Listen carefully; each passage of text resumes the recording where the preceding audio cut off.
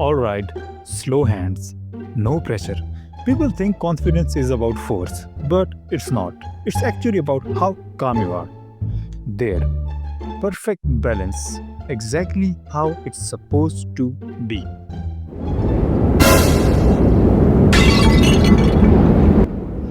Mark, did you just break my vase? What? Why do you think I did it? Because it's lying on the ground? I did not do it. You did it. Now, this mental discomfort has a name. In 1957, a psychologist Leon Festinger called it cognitive dissonance. And in a simplified version, when reality threatens how you see yourself, your brain gets uncomfortable. So, that's the case with Mark here. Huh? How did I do it? I wasn't even in the room, Mark. Yeah, but the window was open, so that's on you, right? How is that on me? You are the one stacking them like a moron, Mark. Okay, let's not blame each other. I'm just saying the environment was not controlled. There's the difference. So it's nobody's fault, right?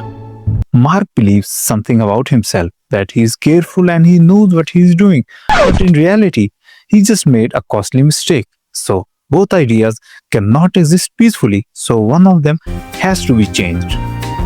Now, this, in the psychological term, we call it ego.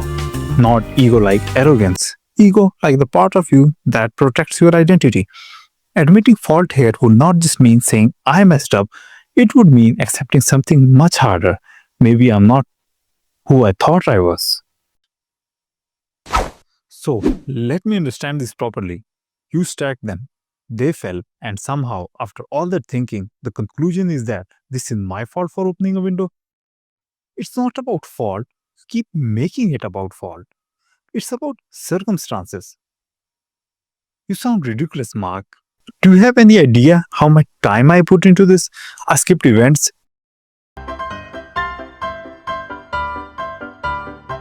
I spent money we could have saved. I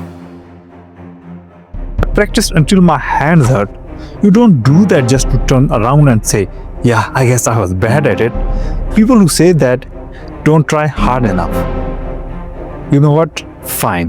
Believe whatever you want. The moment Mark reframed the story, his body relaxed. His heart rate slowed, his breathing evened out. Because cognitive dissonance is not just mental, it's physical discomfort, and the lie made it stop.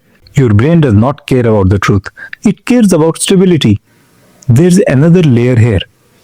It's called effort justification. The more you sacrifice for something, the harder it is to accept that it was not worth it.